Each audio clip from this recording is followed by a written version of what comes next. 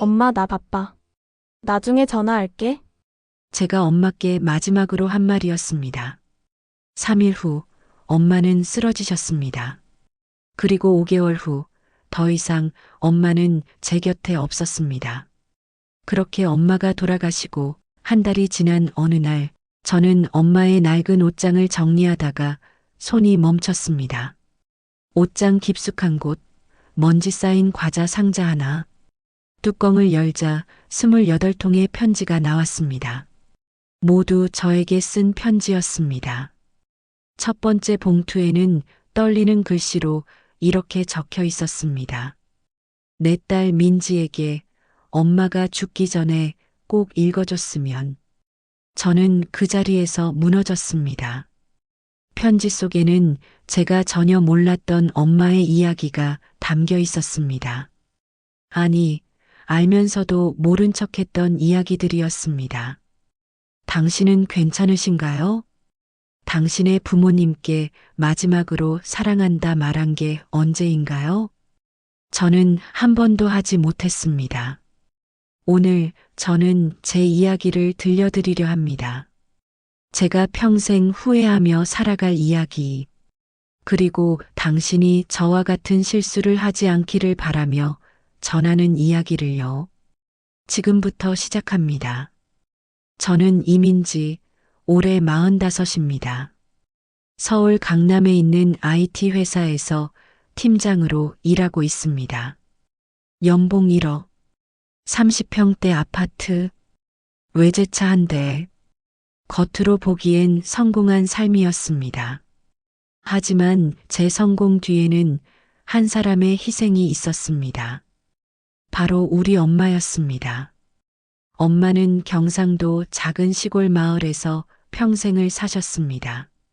아버지는 제가 10살 때 교통사고로 돌아가시고 그날 이후 엄마는 혼자서 저와 남동생을 키우셨죠.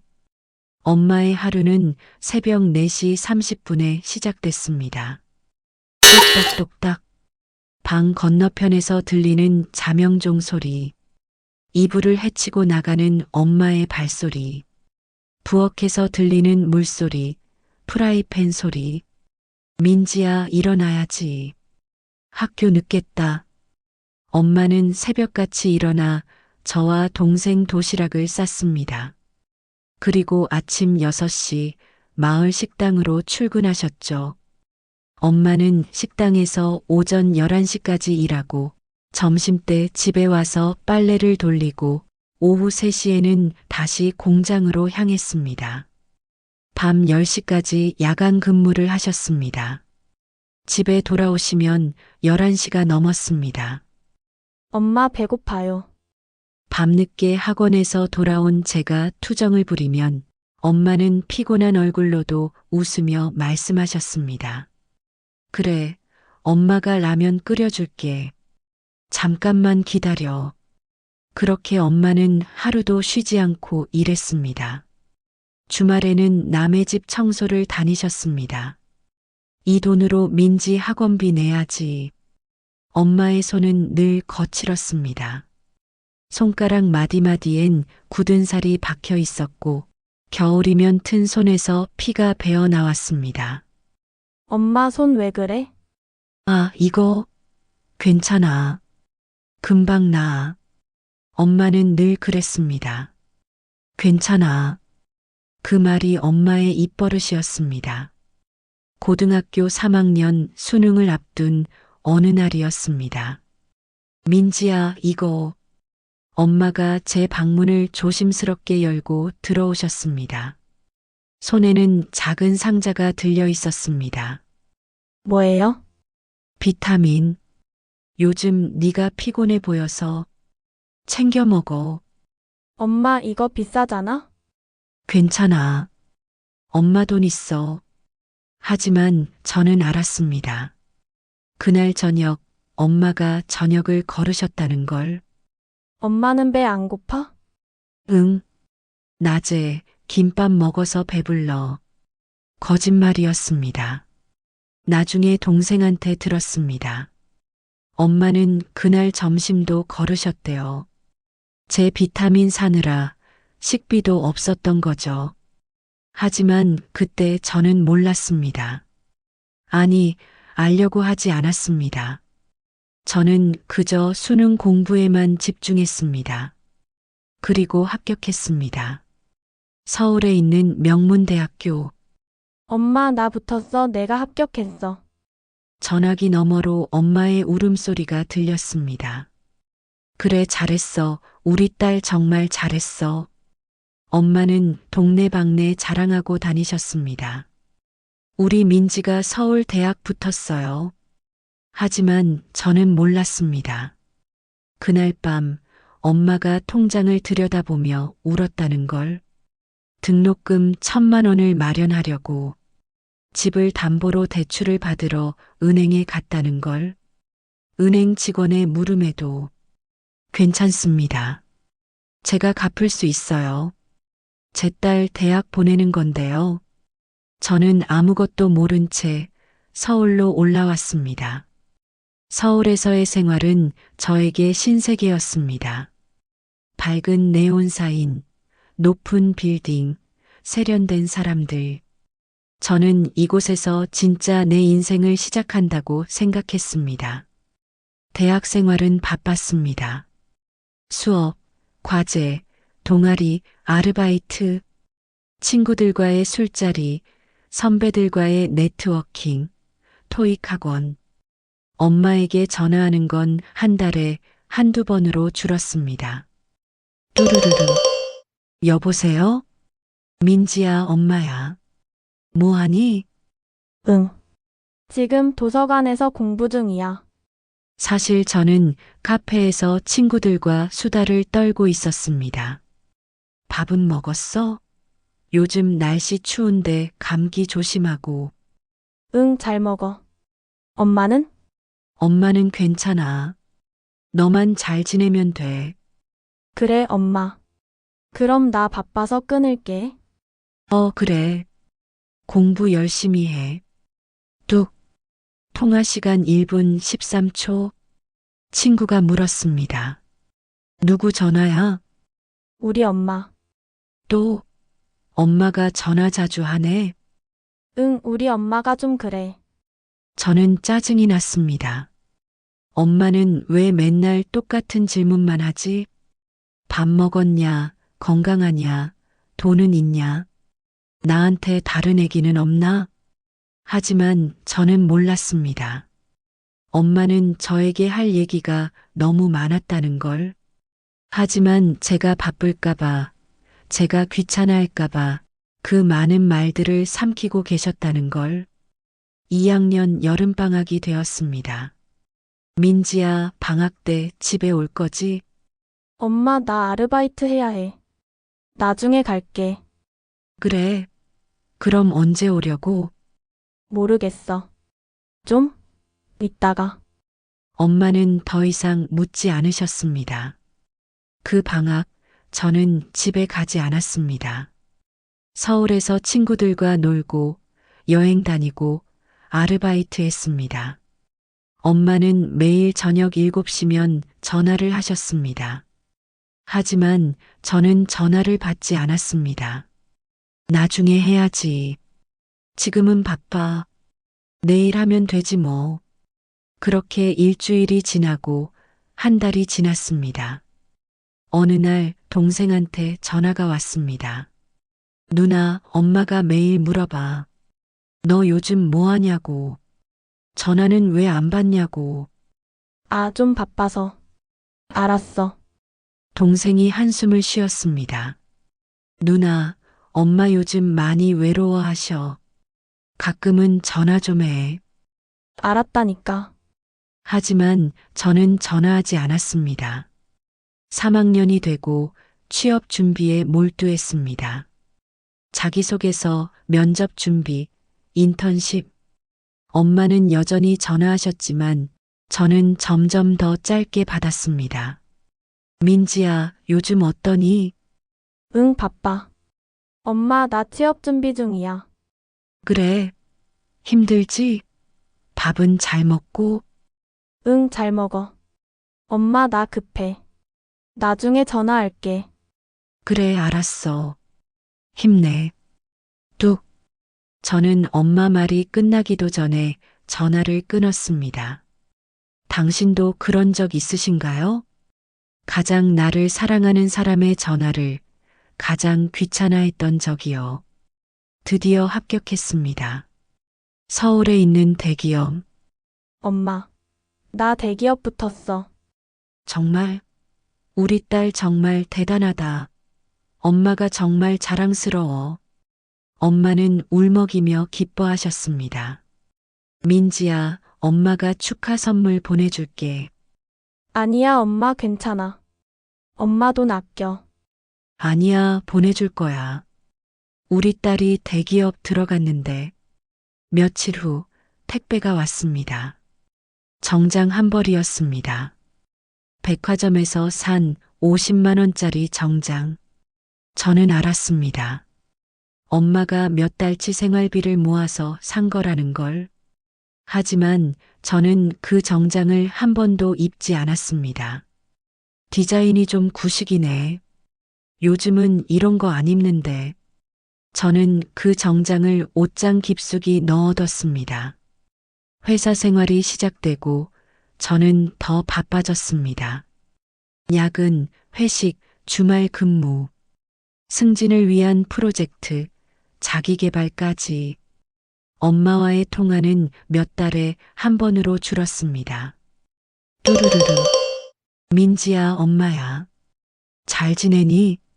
엄마, 나 지금 회의 중이야. 나중에 전화할게. 아, 그래. 미안해. 그럼 나중에. 응, 끊을게. 뚝. 통화 시간 23초. 저는 전화를 끊고 다시 노트북을 열었습니다. 5분 후 엄마는 까맣게 잊혀졌습니다. 30살이 되던 해 설날. 민지야, 올해 30 집에 오니? 엄마, 나 일 때문에 못 가. 미안.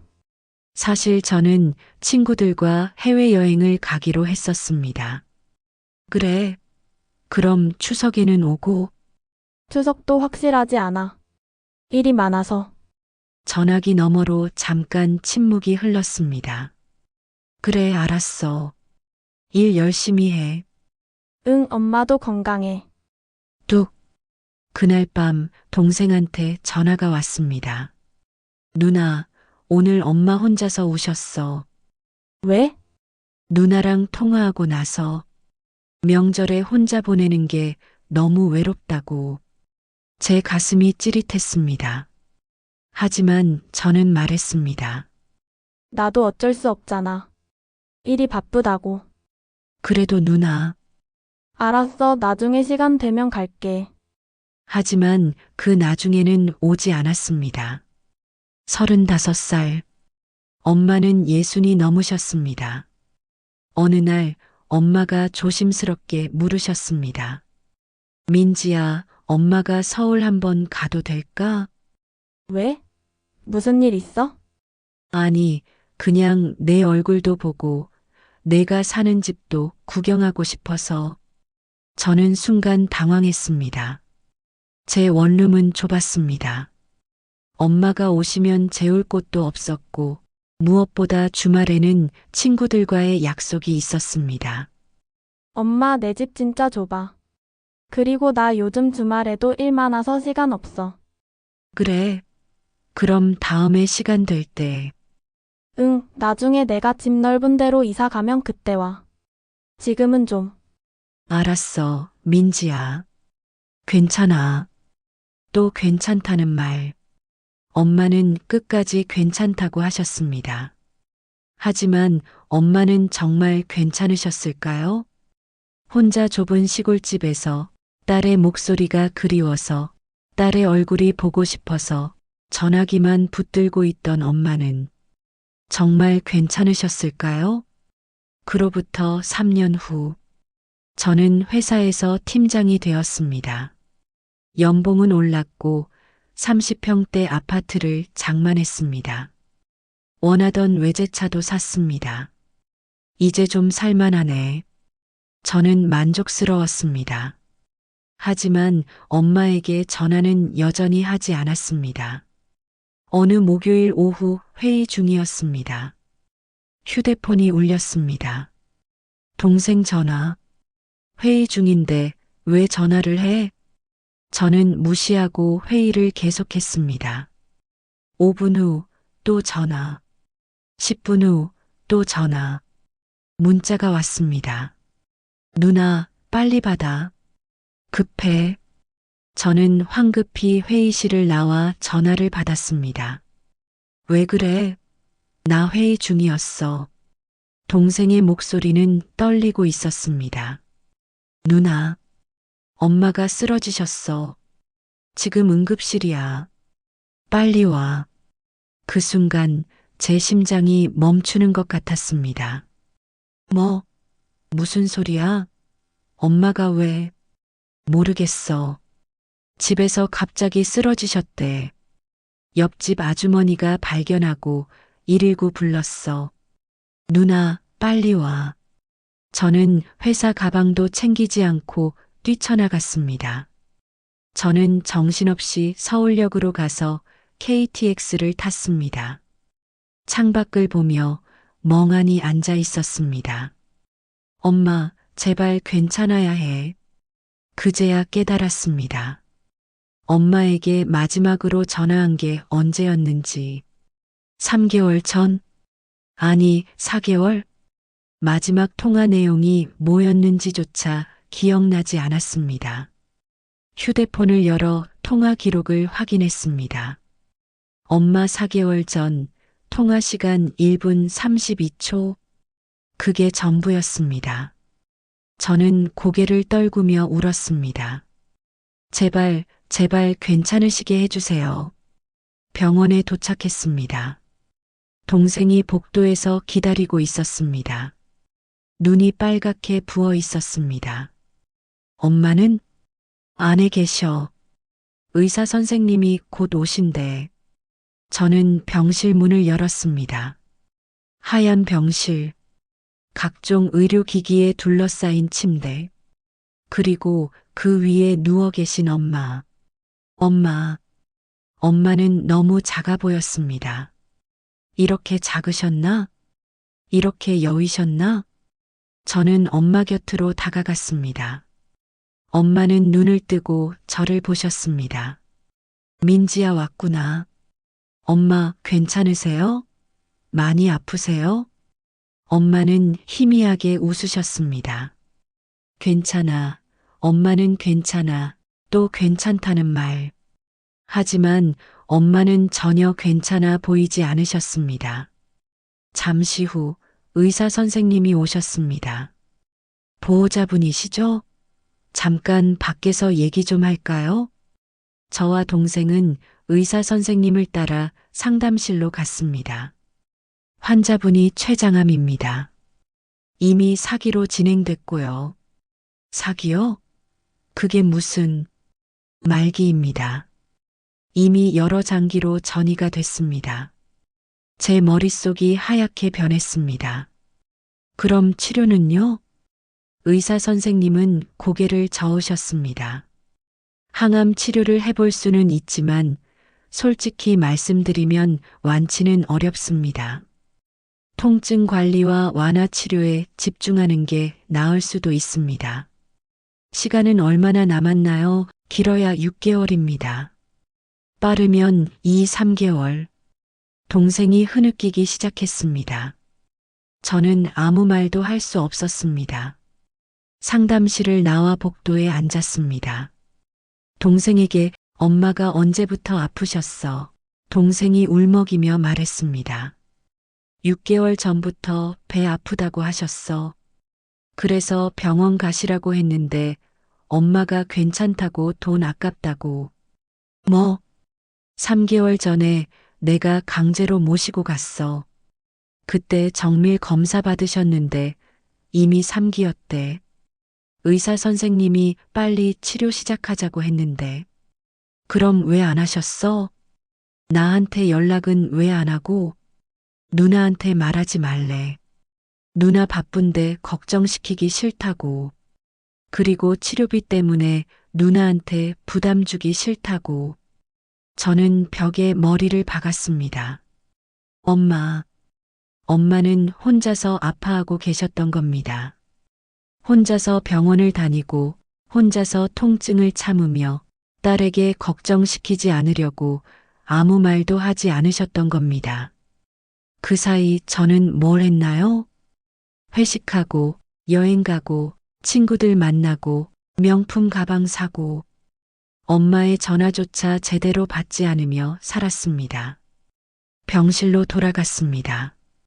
엄마는 잠들어 계셨습니다. 저는 엄마 손을 잡았습니다. 엄마의 손은 여전히 거칠었습니다. 손가락 마디마디엔 굳은 살이 박혀 있었고 손등엔 주사 바늘 자국이 여러 개 있었습니다. 이 손으로 평생 나를 키우셨구나. 이 손으로 우리를 씻기고 밥 먹이고 안아주셨구나. 저는 엄마 손에 얼굴을 대고 울었습니다. 엄마 미안해요. 제가 진짜 못된 딸이었어요. 미안해요. 엄마가 천천히 눈을 뜨셨습니다. 민지야 왜 울어? 엄마 왜 말 안 했어? 아프면 나한테 말씀하셨어야죠. 엄마는 제 머리를 쓰다듬으셨습니다.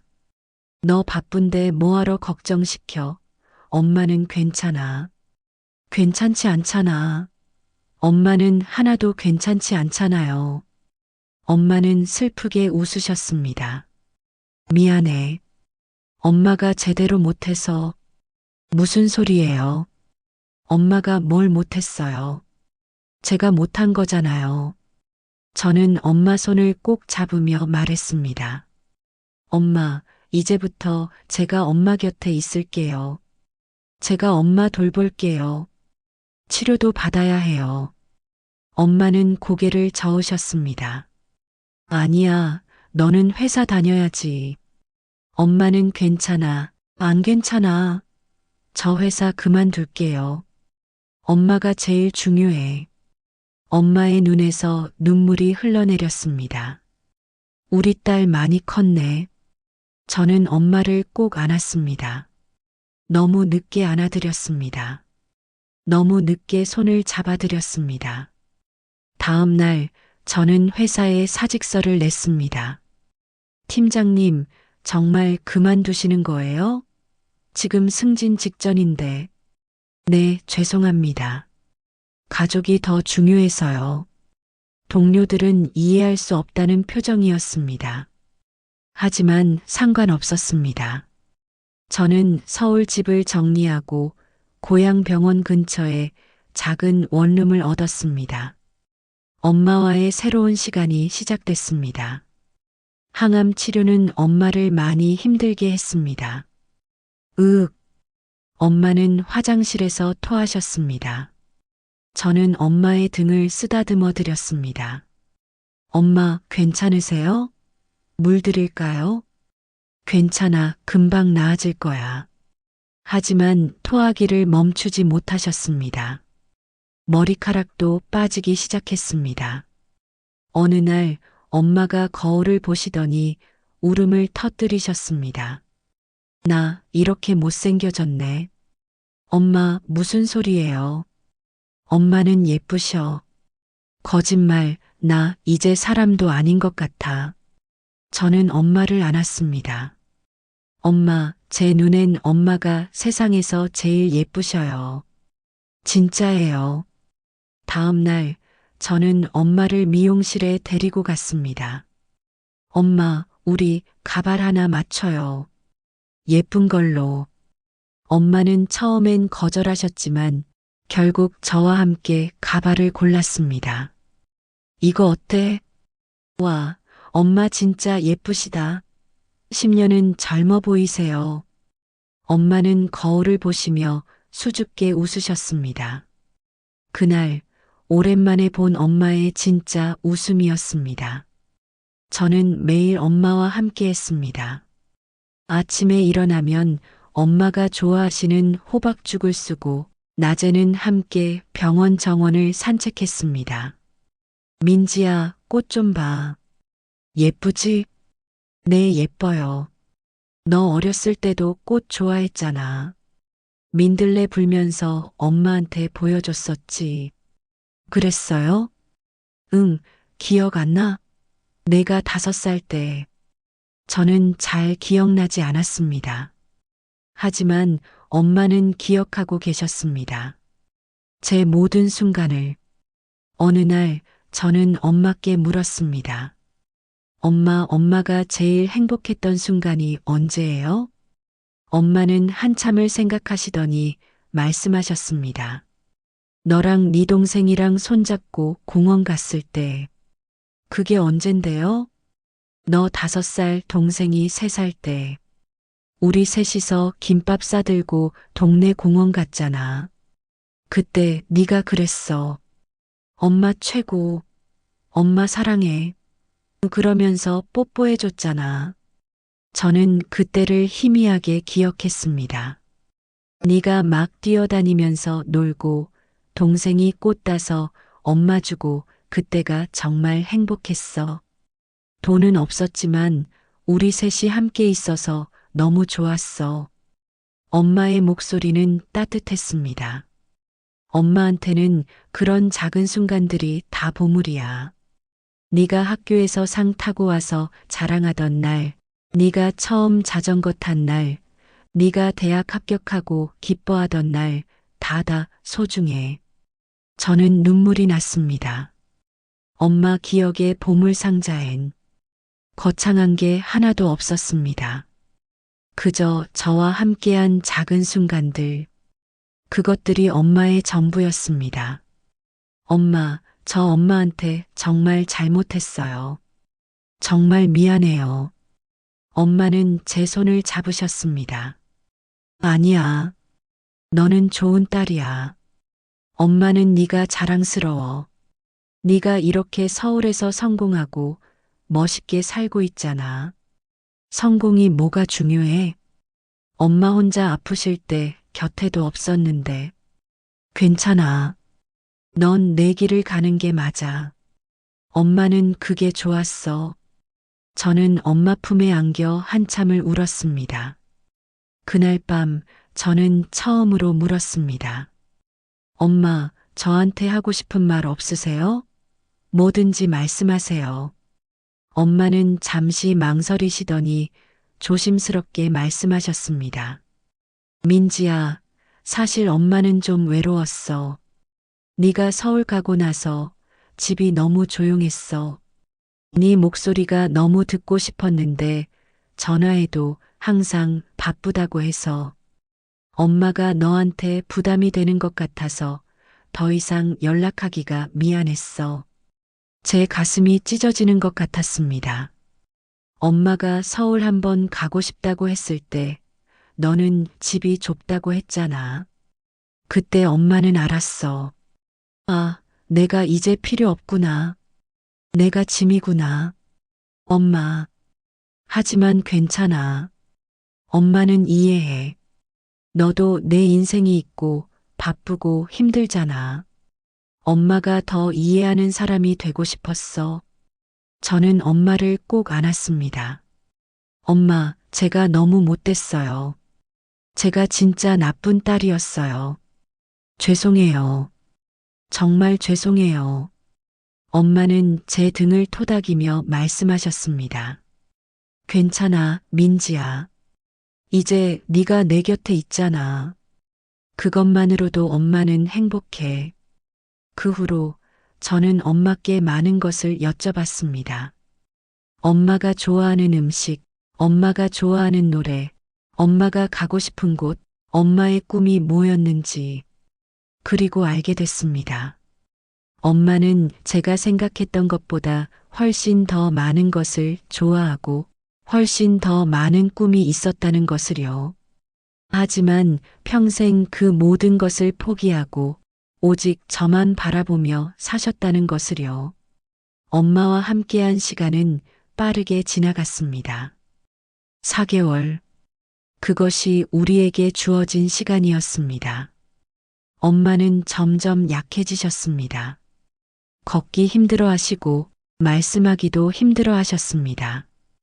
어느 날 엄마가 제 손을 잡으며 말씀하셨습니다. 민지야, 엄마 부탁이 있어. 네, 엄마. 말씀하세요. 엄마 옷장에 과자 상자가 하나 있어. 거기 편지들이 들어있어. 엄마가 떠나고 나서 꼭 읽어줘. 엄마, 무슨 소리예요? 엄마 안 떠나요. 엄마는 슬프게 웃으셨습니다. 민지야, 엄마는 알아. 이제 얼마 안 남았어. 괜찮아. 엄마는 이제 충분히 행복해. 엄마, 너한테 하고 싶은 말이 너무 많았는데 용기가 없어서 편지로 썼어. 꼭 읽어줘. 약속해. 네, 엄마. 약속할게요. 엄마는 제 손을 꼭 쥐고 계셨습니다. 그로부터 일주일 후, 엄마는 조용히 눈을 감으셨습니다. 마지막 순간까지 제 손을 잡고 계셨습니다. 민지야, 사랑해. 그것이 엄마의 마지막 말씀이었습니다. 장례를 치르고 저는 한동안 멍하니 지냈습니다. 집에 돌아와도 엄마가 없었고 전화를 걸어도 엄마는 받지 않으셨습니다. 한 달이 지나고 저는 엄마의 집을 정리하기로 했습니다.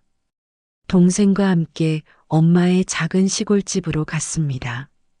엄마의 옷장을 열었습니다. 옷들 사이에서 작은 과자 상자가 나왔습니다. 손 떨리는 마음으로 뚜껑을 열었습니다. 28통의 편지. 모두 제 이름이 적혀 있었습니다. 첫 번째 봉투를 들었습니다. 내 딸 민지에게. 엄마가 죽기 전에 꼭 읽어줬으면. 저는 그 자리에 주저앉아 편지를 열었습니다. 민지야, 이 편지를 읽고 있다는 건 엄마가 이미 세상을 떠났다는 거겠지. 미안해. 엄마가 너한테 이렇게 편지로 밖에 말 못해서. 엄마는 평생 너한테 말 한마디 제대로 못했잖아. 너는 항상 바빴고 엄마는 항상 괜찮다고 했으니까. 하지만 민지야, 엄마는 정말 괜찮았어. 너를 키우면서, 너를 보면서 엄마는 정말 행복했어. 새벽에 일어나 네 도시락 싸는 게 힘들지 않았어. 야간 근무 가는 게 힘들지 않았어. 내가 웃으면 그것만으로 엄마는 충분했어. 너는 엄마의 자랑이었고 엄마의 전부였어. 사랑한다, 내 딸. 세상에서 제일 사랑한다. 엄마가. 저는 편지를 읽으며 소리내어 울었습니다. 두 번째 편지를 열었습니다. 민지야, 너 대학 합격했을 때 기억나? 엄마가 얼마나 기뻤는지 알아? 사실 그날 엄마는 은행에 갔었어. 내 등록금 때문에. 통장에 돈이 부족해서 집을 담보로 대출을 받았어. 은행 직원이 물었어. 나이가 많으신데 갚을 수 있으세요? 엄마는 대답했어. 할 수 있어요. 제 딸 대학 보내는 건데요. 민지야, 엄마는 전혀 아깝지 않았어. 내가 합격증 들고 웃는 모습 보는 것만으로 엄마는 세상을 다 가진 것 같았어. 내가 행복하면 엄마는 그것만으로 행복했어. 엄마가. 세 번째 편지. 민지야, 너 기억할까? 내가 초등학교 3학년 때 현장학습 가던 날. 너는 도시락이 부끄러웠다고 했지. 다른 애들은 예쁜 도시락인데 넌 김밥이라고. 그날 엄마는 울었어. 내가 부끄러워하지 않게 예쁜 도시락을 사주고 싶었는데 엄마는 그럴 돈이 없었어. 하지만 민지야, 엄마가 그 김밥을 얼마나 정성스럽게 쌌는지 알아? 새벽 4시에 일어나서 내가 좋아하는 단무지도 넣고 계란도 2개 넣고 소풍 잘 다녀오라고 마음을 담아 쌌어. 그게 엄마가 줄 수 있는 전부였어. 미안해, 민지야. 엄마가 더 잘 살았으면 좋았을 텐데. 엄마가 저는 더 이상 읽을 수가 없었습니다.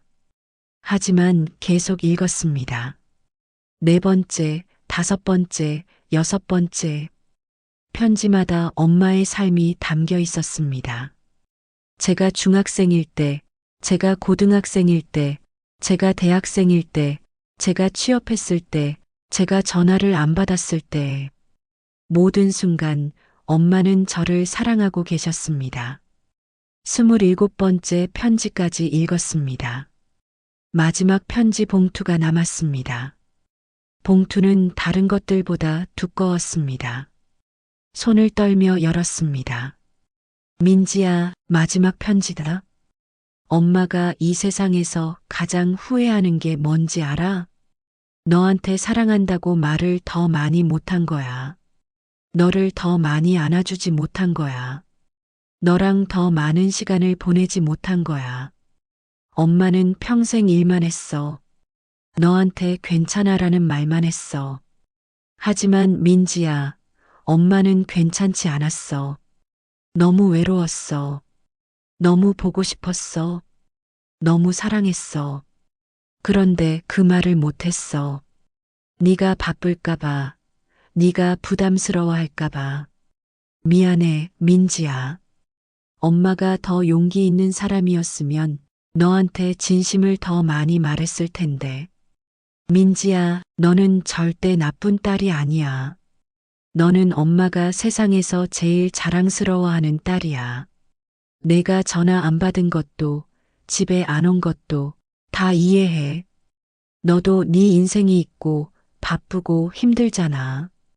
엄마는 네가 행복하게 사는 게 제일 중요했어. 이제 엄마는 떠나지만 너는 계속 살아가야 해. 행복하게, 건강하게. 사랑하는 사람 만나서 결혼하고 예쁜 아기 낳고 그 아기한테 네가 받은 사랑을 주면서 살아. 그리고 가끔 엄마 생각나면 웃어줘. 엄마는 네가 우는 것보다 웃는 게 훨씬 더 좋았으니까.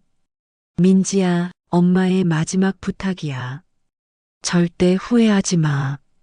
절대 자책하지 마. 너는 충분히 좋은 딸이었어. 엄마는 너 때문에 평생 행복했어. 그러니까 제발 행복해. 그게 엄마의 마지막 소원이야. 사랑한다, 민지야. 세상 끝까지 사랑한다. 너는 엄마의 빛이었고 엄마가 살아갈 이유였어. 고마워, 내 딸. 엄마 딸로 태어나줘서 영원히 사랑해. 너를 세상에서 제일 사랑하는 엄마가. 편지가 끝났습니다. 저는 편지를 가슴에 안고 한참을 울었습니다. 동생도 옆에서 함께 울고 있었습니다. 누나, 우리 엄마한테 너무 못했어. 미안해, 정말 미안해. 우리는 서로를 안고 한없이 울었습니다. 편지 맨 아래 작은 봉투가 하나 더 있었습니다. P.S. 민지야, 마지막으로 하나만 더. 엄마 옷장 오른쪽 서랍에 통장이 하나 있어. 거기 5천만 원 들어있어. 엄마가 평생 모은 돈이야. 내 결혼 자금으로 쓰려고 모았어. 엄마는 못 보지만 넌 꼭 예쁜 웨딩드레스 입고 결혼해. 그리고 행복해. 사랑해, 내 딸. 저는 편지를 내려놓고 옷장을 열었습니다. 통장이 나왔습니다. 정말로 5천만 원이 들어 있었습니다. 입금 내역을 보니 10년 넘게 조금씩 모은 돈이었습니다. 엄마는 병원비도 부족한 상황에서 이 돈은 끝까지 건드리지 않으셨습니다. 제 행복을 위해 남겨두신 겁니다. 저는 통장을 안고 더 이상 소리가 나오지 않을 만큼 울었습니다. 지금도 저는 가끔 엄마의 편지를 꺼내 읽습니다. 힘들 때, 외로울 때, 엄마가 그리울 때. 편지를 읽으면 엄마가 곁에 계신 것 같습니다. 민지야, 괜찮아. 엄마는 네가 행복했으면 좋겠어. 엄마의 목소리가 들리는 것 같습니다. 저는 이제 알았습니다. 사랑은 함께 있을 때만 존재하는 게 아니라는 것을, 사랑은 떠나간 후에도 우리 가슴 속에 영원히 남아있다는 것을, 그리고 그 사랑이 우리를 계속 살아가게 한다는 것을. 엄마가 남겨준 5천만 원. 저는 그 돈으로 시골에 작은 도서관을 지었습니다. 은혜 도서관. 엄마의 이름을 딴 도서관입니다. 그곳에서 동네 아이들이 책을 읽고 꿈을 꿉니다. 엄마가 저를 사랑했던 것처럼 저도 누군가를 사랑하며 살고 있습니다. 당신에게도 전하지 못한 말이 있나요? 아직 곁에 계신다면 지금 당장 전화하세요. 사랑한다고, 고맙다고 말해주세요. 내일은 너무 늦을 수도 있습니다. 당신은 어떤 선택을 하시겠습니까? 댓글로 당신의 이야기를 들려주세요. 부모님께 전하고 싶은 말 함께 나눠주세요. 그리고 이 영상이 누군가에게 위로가 되었다면 구독과 좋아요로 더 많은 분들께 전해주세요. 당신의 인생은 아직도 빛나고 있습니다. 오늘도 다채로운 하루 빨주노초 파남보에서 함께 하세요. 감사합니다.